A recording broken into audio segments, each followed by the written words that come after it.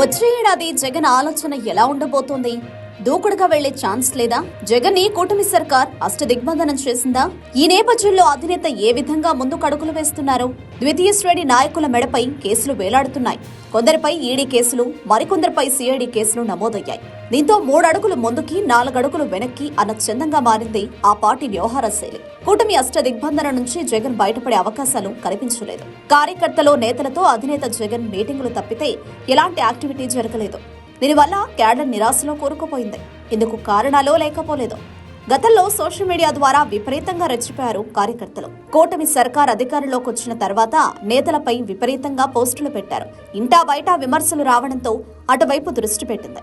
ఈ క్రమంలో social media యాక్టివిస్టులను arrest చేస్తోంది కూడా. మరికొందరిని అరెస్టు చేసే ప్రయత్నాల్లో నిమగ్నమైంది. ఈ నేపథ్యంలో కార్యకర్తలు డీలా పడిపోయారు. దీని నుంచి బయటపడేందుకు కొత్త స్కెచ్ వేశారట జగన్. సోషల్ మీడియా లేకుంటే కష్టమనే భావనకు జగన్ వచ్చినట్టు తెలుస్తోంది. ఈ క్రమంలో బీఆర్ఎస్ మాదిరిగా విదేశాల నుంచి సోషల్ మీడియాను యాక్టివ్ చేయాలనే ఆలోచనకు వచ్చారట. బీఆర్ఎస్ తన సోషల్ మీడియా కార్యకలాపాలను దుబాయ్ నుంచి నడిపిస్తోందని తెలంగాణలో అధికార పార్టీ నేతలు గగ్గోలు పెడుతున్నారు. దీనిపై తెలంగాణలో పెద్ద చర్చ జరిగింది. ఇదే ఫార్ములాను జగన్ కూడా ఇంప్లిమెంట్ చేసే పనిలో పడ్డారు. America, UK, Australia YCP మద్దతుదారులున్నారు.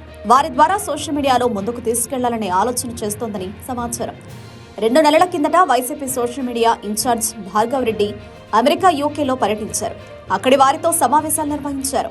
YCP బలమైన మద్దతుదారులకు ఆయా పగ్గాలు అప్పగించినట్టు తెలుస్తోంది. అక్కడి నుంచి వారంతా యాక్టివ్ కాగానే పార్టీ దూకుడుగా వెళ్లాలని ఆలోచన చేస్తున్నారట జగన్.